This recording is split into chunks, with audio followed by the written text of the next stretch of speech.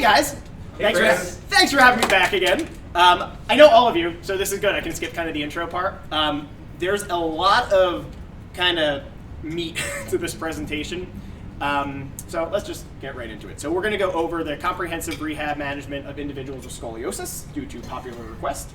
We're going to go pretty deep into the anatomy and kind of like pathogenesis of this condition first before we go into more like everyday management of it. If you have any questions at any point, ask me as we go.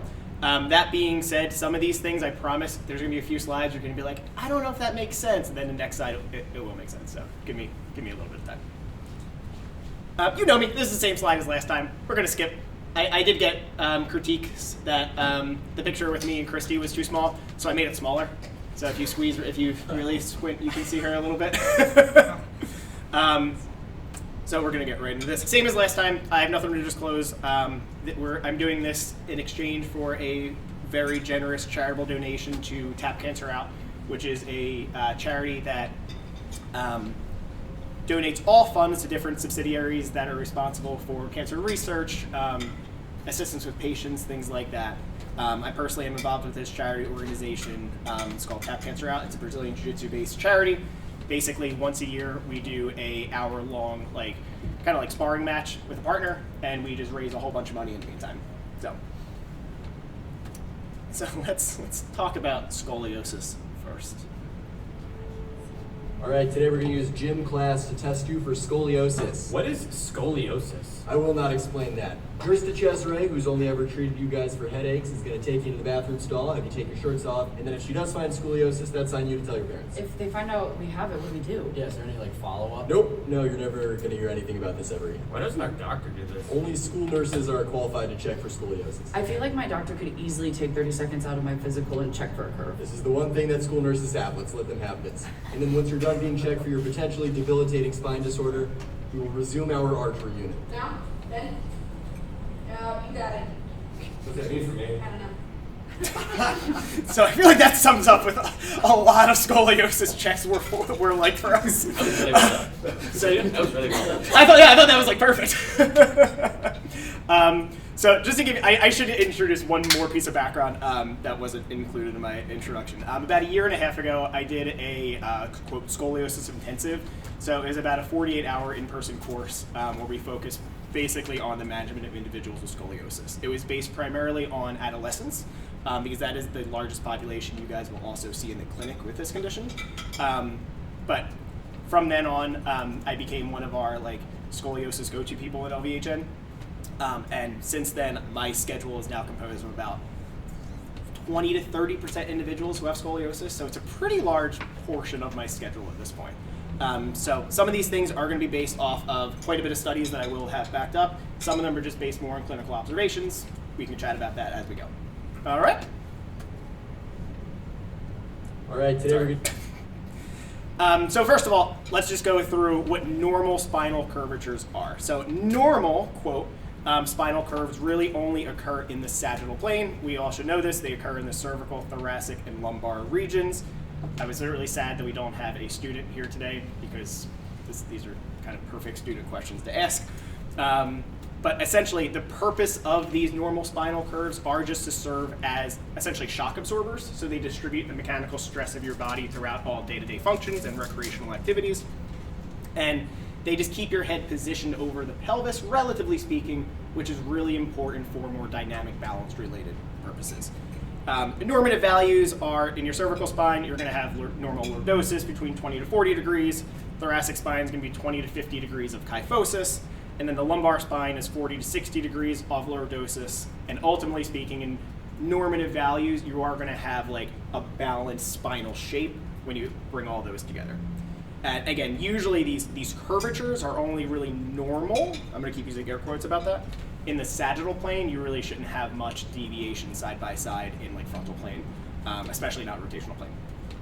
There are a number of sagittal plane deformities. Now you're going to see me use a lot of quotes around these. A lot of research in scoliosis is actually based off of quite a bit of European research. I don't know why, but this is an area where a lot of European research has been pushed ahead quite a bit more than United States research.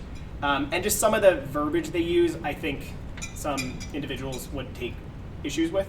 Like there's still a lot of terminology like deformity and things like that. So I try not to use that terminology. If I accidentally do, please call me out. We can kind of talk about that a little bit because it does make a big difference, especially if you guys have been to my chronic pain talk. Like the words you use actually matter quite a bit. So sometimes I am going to quote some of these organizations, but please don't take that as me just like taking shots or something like that. If I take shots, you'll know. And then there are a number of these sagittal plane deformities, such as Schorman's, which basically is a fancy way of saying a hyperkyphosis of the thoracic spine, and thoracic lordosis, or quote, inverted back. And then there's others, but for this, we're not really going to get involved with that because those are not technically scoliosis conditions. So, what is scoliosis? This actually was like, I felt really dumb when I went to this course because I was already a PT for like, I guess 6 or 7 years when I went to this. And they're like, what is scoliosis? And everyone's like, oh, it's a lateral deviation of your spine. And they're like, no. I was like, what do you mean no? Scoliosis is a 3-dimensional, quote, deformity.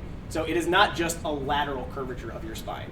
This curvature occurs in all 3 planes of motion. We're going to use our lovely spine model to kind of show exactly how that happens. But from the beginning, don't think of scoliosis just as a lateral curvature of the spine. To get that lateral curvature, there needs to be rotation both in the rotational plane, so looking from above, as well as some deviation in the frontal plane in the sagittal plane to make that happen. So it is a 3D deformity of the spine and trunk involving the abnormal lateral curvature, in addition to axial rotation and disturbance of the normal curvatures in the sagittal plane that we just talked about. Okay? And for scoliosis, we're going to go into what Cobb angle actually means. But to actually be diagnosed with scoliosis officially, your Cobb angle has to be at least 10 degrees in the frontal plane. There's a lot of deviation among spines. There's going to be a lot of individuals who have between like 2 to 6 degrees of different curves, like totally incidental findings. Those individuals technically should not be diagnosed with scoliosis, at least based off like the formal definition of that. Okay? And then again, there is a structural scoliosis. That's going to be the basis of what we talk about in this course. And a structural scoliosis is basically scoliosis, is what you would imagine. Whereas a functional scoliosis does occur. This can occur after trauma. This can occur after injury. Sometimes it occurs due to like severe paraspinal tonicity. But these are things, generally speaking, that have a cause that's typically addressable. And when that cause is addressed, this scoliosis usually alleviates or is restored. Whereas that is not the case with structural scoliosis.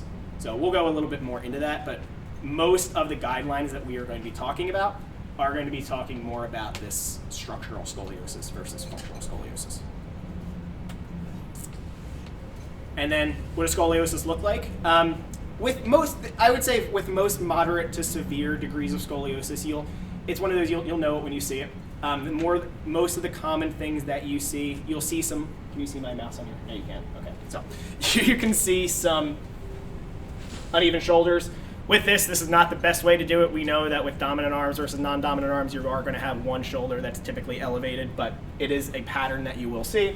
You'll see winging or asymmetrical scapulae. You might see it unilaterally, and you'll actually, the vast majority of times you will see it unilaterally depending on the convexity of the curve. Or you might see it bilaterally.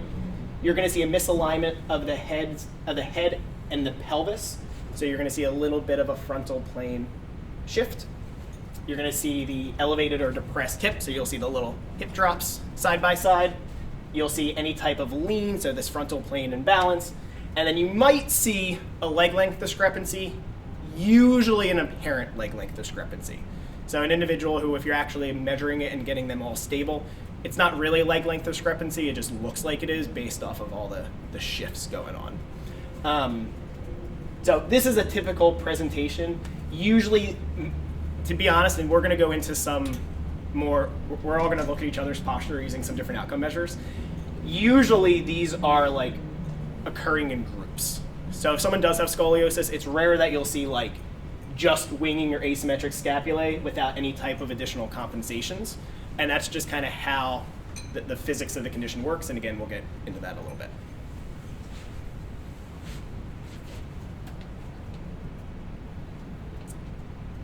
So, this is this kind of meaty part of the presentation. So, with scoliosis, we said already that it is a three-dimensional, quote, deformity, okay? So this is not just a lateral, you're not just, oh God, I'm gonna break this spine. You're not just taking a vertebrae and pushing it this way. That's not what's happening, okay? Anytime there is a curvature, I just want to kind of take this out, but then it's all gonna fall apart. We'll use this later. So with that, let's use the pictures and we'll pass that around and look at it later. So with scoliosis, okay, I'm gonna go back and forth between this picture just so you can kind of see, okay? The vertebrae and the spinous processes around the major curve, so around the primary curve of the scoliosis. The major curve is the primary one. So even if there is an S curve, you'll usually refer to the larger curve as the major curve, okay? So around the major curve, you are going to see on the concave side that the ribs are going to get really close together. And then on the convex side, the ribs are going to flare out a little bit, okay? With that as well, as they rotate, the spinous processes on each vertebrae involved with the curve are going to rotate more to the concave side, okay? So if let's go back to this. Just so we're clear, convex side, concave side. Everyone got that? Okay, concave side, convex side. So as they rotate, the spinous processes will deviate more and more towards the concave side, and then the ribs follow that. So on the concave side, the ribs basically get really tight, really compressed, and then on the opposite side, they kind of flare open. And then likewise, on the convex side, the posterior aspects of the ribs start pushing posteriorly. So this is where you'll see the rib hump that a lot of individuals with scoliosis have. The rib hump is now called a thoracic prominence, or T-prom. So it's really funny when people are like, show me your T-pom. But yeah, either way. So the quote rib hump or the thoracic prominence is usually caused because of that rotation, causing the ribs to come out to the side. And then likewise, the anterior ribs on the concave side are pushed forward. So you'll typically see on the convex side, you'll see a rib hump. On the concave, a rib hump posteriorly. On the concave side, you'll see a rib hump anteriorly, and vice versa. On the convex side, you'll usually see a depression of the ribs anteriorly, and a depression of the ribs posteriorly on the opposite side. Does that make sense? I practice saying that a lot because saying convex and concave 1,000 times gets really confusing, but does that all kind of add up? Okay. So this is important to know because a lot of treatment for individual scoliosis is still more of your like standard contemporary physical therapy management, which can include manual therapy, mobilizations to an extent, things like that. And it's really important to know how the vertebral processes are aligned and how the vertebrae itself is aligned, because it does change the mechanics of what you're doing. And some performance of those activities, whether we're talking manual therapy or exercise interventions, can be causing undue compression on those areas, which is something you want to avoid with a little asterisk. So like a lot of extension biased activities are generally not the way to go for most individuals with scoliosis. Again, we'll get into that. Okay. The thing that we're going to discuss next, because this is a question that I get asked by pretty much every single kid and every single parent I see with scoliosis. It's like, what causes scoliosis?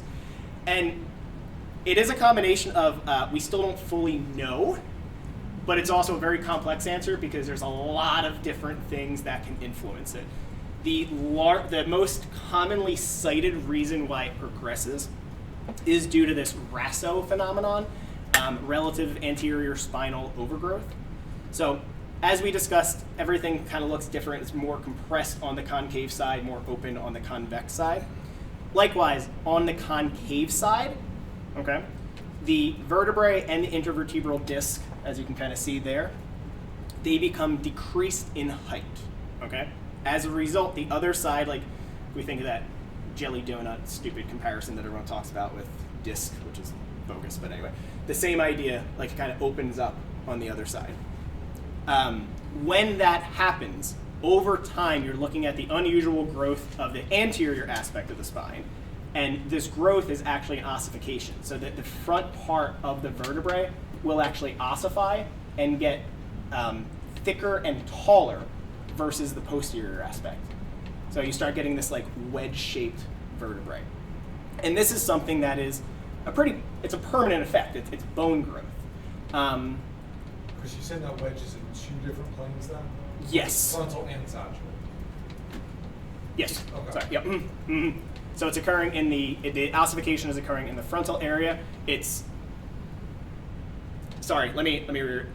Good question. It's the frontal aspect of the vertebrae, Yeah. not necessarily in the sagittal plane. It's wherever the vertebrae is rotated towards. If you just look at So like anterolateral. anterior, I'm Okay. sorry, yeah. So, Anterolateral. great question. The anterior aspect of the vertebrae, Yeah. no matter if it's turned this way, that way, generally speaking, in the curve, will be increased in height because of this ossification compared to the dorsal aspect, where you'll actually see a compression of like the pedicles and lamina and things like that. You were saying convex versus concave side as Yep. well? So it's going to happen more on the So like anterolateral to the concave. Concave. Yeah. I need a better way to do this. So, this is. Can someone hold this? this raptor spine. Thank you. Can you just stand like that? Bangkok can hold it. Let's go over here. Okay. So, with a right, thank you very much. With a right thoracic prominence, okay, you are going to see this shift, and likewise, the spinous processes here are going to rotate towards the concave side, okay? It usually doesn't move this easily, but just bear with me here, okay? While this is occurring, so we have the spinous processes there getting really kind of compressed. This is opening up. The ribs on this side are starting to get a little bit farther apart just because of the stretching aspect, and here they're getting more compressed, okay? When this is happening over time, you can even see the little like gapping between the vertebral bodies and the intervertebral disc. Over time, whether it's because of like Wolff's law and adaptation because of constant like kind of like micro movements back and forth, or because it's literally trying to fill in this space and protect the spinal cord, which is really cool, because the spinal cord is relatively quite a bit shorter than your spinal canal. So basically this space is going to fill in with bone. So it is the anterior aspect of the disc, even though it looks like it's the anterior aspect of the vertebral body, even though it's the lateral part of the spine. That's a great question. Does that make more sense? Is that clear? Okay. You got it, right, Luke? You felt Yeah. everything I did on you.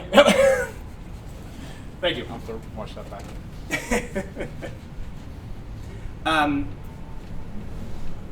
So yeah, basically, and the gist of that is, if you were to like just take a pure measurement of like all the vertebral bodies and intervertebral disc from an anterior versus posterior portion, individuals with scoliosis will have quite a bit longer anterior portion versus posterior portion.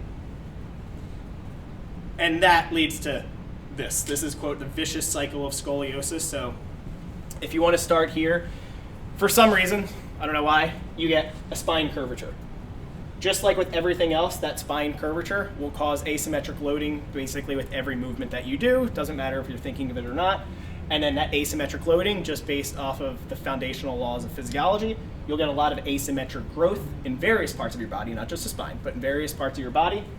And then with this asymmetric growth, the wedging of the intervertebral disc and the vertebrae occurs because they're trying to essentially fill in the space that should be covered. And then you get more of spinal curvature because the space is occurring, it's trying to wedge, and then there's more space on the one side, and then it keeps trying to fill. So this whole cycle is the current thought process of just how it continues to progress. Again, the underlying cause, there's not like, at least for the idiopathic scoliosis, there's not a great reason, otherwise it would not be called idiopathic scoliosis. There are a number of other cases of scoliosis that we're going to get into in just a second, but this is actually a picture that I sometimes will reference it patients who like are really, really into it, especially parents. I don't show kids a picture labeled vicious cycle of scoliosis. But sometimes I will just use this to describe it, especially when I have adults who are very like engineer-minded and things like that, just to kind of get their heads around it. That's basically the hardest part of the presentation. Are we good? Good, okay. So there's different types of scoliosis. The vast majority of scoliosis that you're going to see, more than 75 to 80% of it, is going to be idiopathic in nature. That's, again, what we're going to be spending most of our time talking about. Idiopathic, meaning we're not fully sure what happened. 10% will be congenital, that occurs while the child is in the womb. 5 to 7% is going to be neurological. Issues like cerebral palsy, multiple sclerosis, things like that. 2 to 3% will be Recklinghausen, which is neurofibromatosis type 1. It's a really awful condition where essentially you have tumors that grow along different nervous tracts throughout your body. So you'll basically see these like nerve-based tumors. And because of that, you'll see a lot of issues with development with spinal curvatures, things like that. We're not really going to talk about things like that. There's quite a bit of difference in management with things like that, but I will be mentioning that as we kind of go on. And then there's other various conditions, tumors that are not along neurological tracts, Marfan's disease, Beals, things like that. There's a lot of other like small things you may see along the way. And then there's also, it's not on here, usually it falls under idiopathic, although it's not technically idiopathic. A lot of older patients that you'll see, they'll be referred with like, quote, degenerative scoliosis. And it is, as it sounds, a lot of times it will be caused because of like breakdown, typically in the lumbar spine, as a combination of aging, inactivity, sedentary lifestyles, things like that kind of contributes to that over the years. So you may get referrals for like adult onset scoliosis, or you may get referrals for something called degenerative scoliosis. And that's just typically what you're looking at. And again, most of those, the vast majority occur in the lumbar spine and then the thoracic spine after that. Okay. So we're going to briefly just mention congenital scoliosis. So this happens because of abnormal vertebral development during the gestation cycle. This actually occurs in every 10,000 newborns. There's usually one that has something like this. Most are actually fairly mild and resolve over time. And some you actually may not even realize they have until they are an adolescent because the issues are so mild and because of like scanning not really picking it up. And usually it happens because of one of two things. You'll either get an incomplete formation of the vertebrae in the spine. So you'll get something what's called a hemivertebrae, which is, sorry, it's kind of hard to see that right here, but that's right there. So it's when a vertebrae doesn't fully form and you basically have a partial vertebrae. It creates this really sharp angle in the spine. It can get worse over time.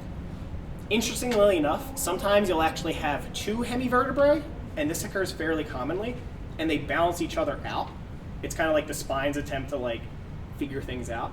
So again, you may have individuals who have these, and I think we've all like might have seen, like I definitely had one who had like an x-ray like when I was like a year out of school, and I was like, what the heck is that? And it was like a 24-year-old who had it, and they had two, no issues at all, but they just balanced each other out. It just became a cool party trick for them. Like, oh look, I have two little baby vertebrae. But again, one can cause issues over time. Chris, is it an extra vertebrae or is it a poorly formed? Usually it's a poorly formed one. You can have an extra vertebrae. L3. Yes, you can have an extra vertebrae. That can occur. Typically, it's a poorly formed one. Or, I was going a little bit more into the research with this. I think it's still like, if it's one poorly formed one or one that's like too aggressively formed on top, and then it sometimes like takes over the space, but regardless, it usually replaces, but it can be an extra one. And then you also have the failure of separation of vertebrae, and this is basically, so going into the gestation cycle, usually your spine forms as one complete column, and then it kind of goes into individual vertebrae over time. And sometimes it doesn't fully separate into segments, so you may have this partial fusion that occurs in various aspects of the spine. You'll sometimes see it on an X-ray referred to as like a bony bar, and that's exactly what it looks like. It just looks like a piece of bone going up, usually just like this picture shows, usually like one unilateral aspect of the spine.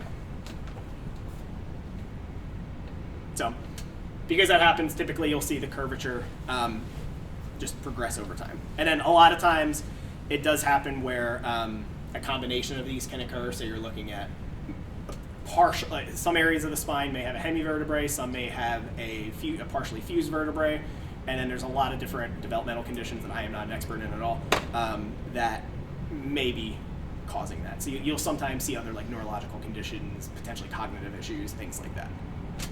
Not always, but sometimes. All right. And then another subset of scoliosis that you will see quite a bit is neurological scoliosis. So this is more from the lack of muscle control or the increase in spasticity in trunk muscles over time. And it essentially causes a curve because of these soft tissue abnormalities, but over time you will see structural scoliosis occur for those same things that we discussed in the vicious cycle, because the curvature is there, whether it's because of soft tissue or not, but then you have bony changes, you have adaptations with posture, you have adaptations basically that occur along the chain. So you will see, like, this is actually a really neat chart that shows like the etiology of scoliosis in different individuals with neurological conditions. So if you have individuals with Friedreich's ataxia, for example, which is usually like you'll see young individuals with this condition. There's a lot of times 80% chance that there's scoliosis associated with it. Individuals with cerebral palsy, you'll see scoliosis there. The biggest thing from our end is we're going to talk about when things like bracing and surgery are recommended. With neurological scoliosis, there's very, very limited research that suggests that it helps prevent the progression of the curve. Because even when they are braced, the tonicity is usually still there, the muscle changes are usually still there. So there's very limited research, if any, that it helps slow progression of the curvature. Some people may have it from a comfort perspective. It might make them feel better, which is a great reason to have it. But if you're looking to say, like, we need to stop the progression, it's not the best thing to do with this type of population. So just keeping that in mind, because with other types of scoliosis, especially idiopathic, there is a very appropriate time and place to recommend bracing. So even if somebody has a brace for more comfort levels, would you recommend them not? Would you recommend them wearing it, or try to get them out of it? Just to work on their own muscular. Great question. Or a little bit of both. A little bit of both. So if it's somebody who has the independent ability to work on it like on their own, and they can sustain the postural corrections. Like I have a guy who's 40, early 40s with CP, who everything I tell him to do, he can like absolutely correct on his own. He's very, very compliant with therapy. So he doesn't use, the only, other than a brace for like his dorsiflexion, he doesn't use any type of trunk bracing. He does have scoliosis, but he's somebody who we use a lot of active treatment for. I have another individual who's 20 who has CP, also has severe scoliosis. He's somebody we brace for because he also has significant cognitive impairments. So the education that we provide in terms of positioning and general active movements aren't really sticking. So definitely something you can still utilize. But I think just like with all bracing, you want to try to avoid sticking somebody in a brace for their entire life if you can help it. But there are, with the cognitive challenges associated with a number of these conditions, or I shouldn't even say that, there's other individuals who just have the physical inability to do so. Like somebody who has a severe SCI or something like that. Then you would use a brace to help correct it, because no amount of telling them to, just shift your pelvis, you're gonna be like, can't do that. Yeah. So yeah, I say if you have the physical and cognitive ability, you should be encouraging the active approach. Yeah. Otherwise, it might be a good idea to utilize the brace and then spend your efforts doing something more productive with your time. Sure. Great question. Good. All right, now the fun stuff. So idiopathic scoliosis. Again, it's called idiopathic because there's no other underlying disease that's identified. You can get scoliosis at any age. There are 3 major periods that it occurs that we'll go into, that it's more common to occur, that we'll get into. but the vast majority are detected between the ages of 10 and 18 because of videos like we saw before, because that's when they do a lot of screening, and then you get the, what do you do about it? I don't know. go see your physician. But it is the quote, the most common pediatric deformity of the spine, okay? And we already talked about this. It is a three-dimensional curvature, but it is not just a lateral curvature. Prevalence, it's funny because it's simultaneously very common in like from a percentage scale, but like the amount of people, and I think this is, can I put Sam on the spot here? Like Katie and I are both married to people with scoliosis who don't really have like symptoms to it. So as a result, you're like, oh, everybody must have scoliosis. But this is fun. The individuals with a greater than 10-degree curve in the population are only about 2 to 3%. Individuals with more than 20 degrees are about 0.3 to 0.5%. And individuals with 40 degrees, which is typically when you're looking at potential surgical intervention, is less than 0.1% of the population. The female to male ratio, essentially females do have a higher chance of being diagnosed with scoliosis, and the greater the higher the curve, the higher percent that are women. So there's different thoughts because of leptin levels, different hormones, the same things that are associated with every condition that happens like this. But that's kind of where the research is right now. When you get referrals for scoliosis, or when you're making a diagnosis of scoliosis, there are essentially three big things you need to look at. The first is the topography, so where the scoliosis actually occurs.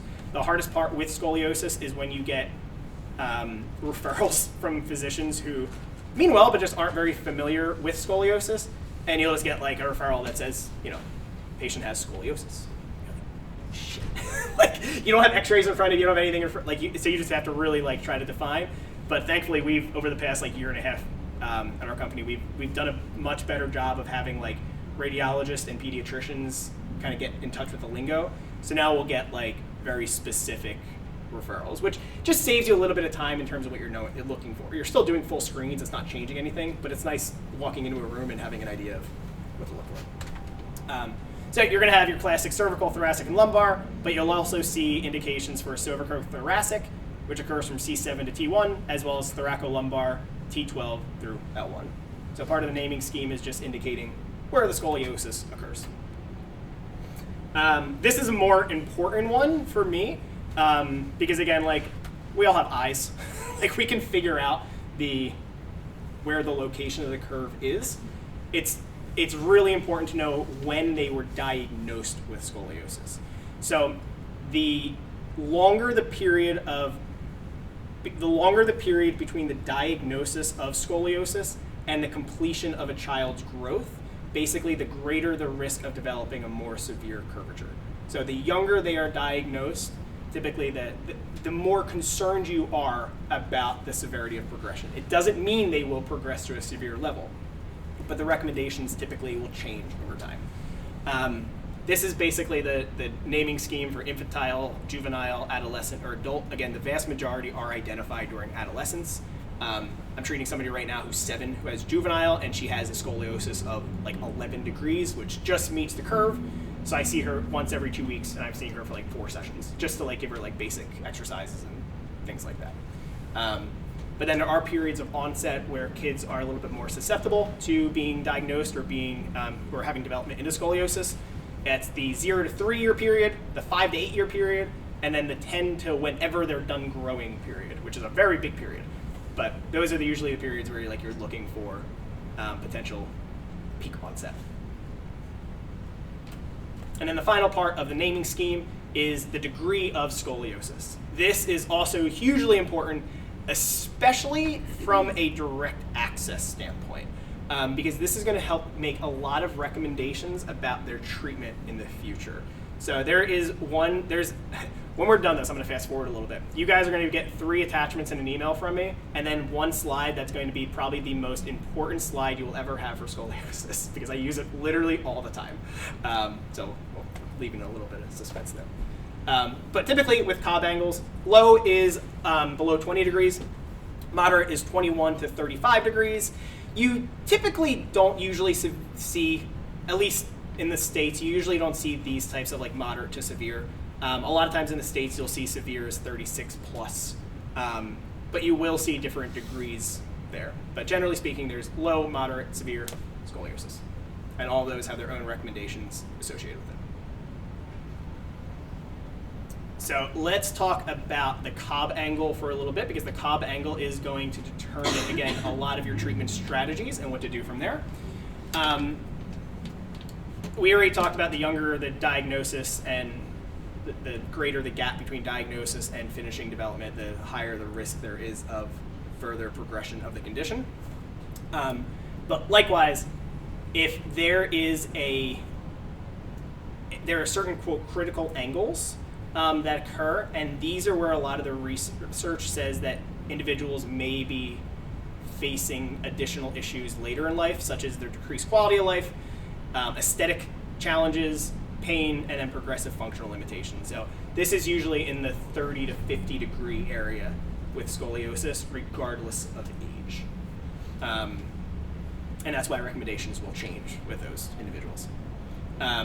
With a Cobb angle, the measurement angle, as long as you are looking at it on a radiograph and assuming that the person did it is qualified, there's typically a measurement error of about 5 degrees, which is a lot, but it doesn't usually change too many recommendations, and usually we'll have repeated x-rays over time. And then over 30 degrees, like I said, the risk of progression increases, and then over 50, it's like very, like, it's almost positive that it will continue to progress, and this is why surgical intervention is usually warranted.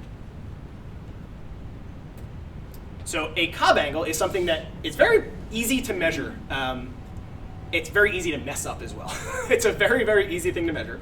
If you have their radiograph, what you are going to do is you are going to look at the curve, okay? You're going to find the curve on the radiograph. You are basically going to trace the curve. You're going to find the uppermost aspect of the curve, okay? And actually, let me show you on, I think I have a better, yeah, I do. So you're going to draw a line along the vertebrae at the very top of the curve, and you identify the top of the curve as when the spine changes orientation. So the curve is going to go up, and it's going to look like this in like a half moon, and then there's going to be one vertebrae that changes the angle. Okay, you're going to go to the vertebrae right before the one that changes the angle, and that's going to be the top part of your curve. And you're going to use the top of that vertebrae. Then you're going to do the same thing with the bottom part. You're going to use the bottom end plate. So top end plate, upper end plate of the top vertebrae, bottom end plate of the lower vertebrae. All right. And then if I go back here, you're just basically going to draw a line between them. There's 2 easy ways to do it. If you have all the space in the world, usually radiographs are really large. So if you have all the space in the world, you can just bisect the lines, and then that's your Cobb angle. Almost always, you have to use a little bit of math, and you have to basically get the same lines from them, and then you basically just bisect them with one perpendicular line. This is like basic geometry that I totally forgot when I went to this course. So you can just use that, because whatever this angle is going to equal, this angle is going to equal. So on my, like, I have an individual scoliosis and it's on my screen, I literally just make the radiograph really small and then I just draw my angles and then I'm like, oh, there it is. But if you have the large picture and you don't want to just keep drawing out, you can use it like this. So it does happen where, like, you might have to, hopefully it's not during your session. I've never done it during a session, but I have had individuals who, like, again, I've gotten a referral for scoliosis, and I had an x-ray, and I was like, I have no idea what I'm looking at, so let me just see what the angle is here. So I'm not gonna spend a lot of time on that, but it is a nice skill to have. And then on the x-ray, if you see something called the apical vertebrae, that is the vertebrae with the greatest degree of rotation, so it's usually the site where the biggest curve, the tip of the curve occurs. Okay? And then the other thing that is important when you look at x-rays or when you get referrals, you will be looking at typically everywhere. When I've gotten referrals from St. Luke's and LVHN, they usually include this. I'm not sure if more Philly-based health systems use this or another very similar scale. But this is the Risser scale. It's used to grade skeletal maturity, and it looks at basically the level of ossification and the fusion of the iliac crest. And again, there's differences in US versus Euro. I want to say in European scales, it actually only goes up to stage 4 because they feel like they can never determine if it is stage 5. US, they usually have a stage 5. But basically, long story short, stage 0 means complete skeletal immaturity. There's still a lot of potential for growth. Stage 4 or 5 means that the child is essentially skeletally immature, where they might still continue to grow from a height perspective and like a build perspective, but they're usually not going to have any major growth spurts after that. This usually does align with puberty, but puberty is when you will see the start of the change of stages, but it might take a long time for them to actually hit stage 4. Like I'm treating a 17-year-old who's still stage 3, which I'm like, whoa, I didn't know that's possible.